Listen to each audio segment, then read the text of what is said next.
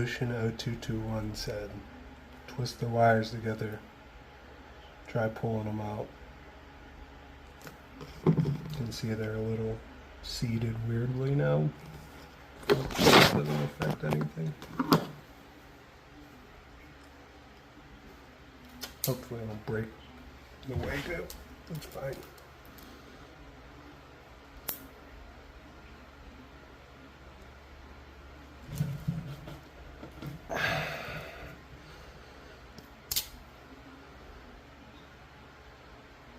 Still,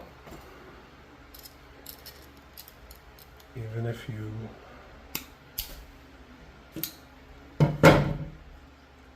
do it that way, there's a chance that it won't be able to handle the force. This puppy can.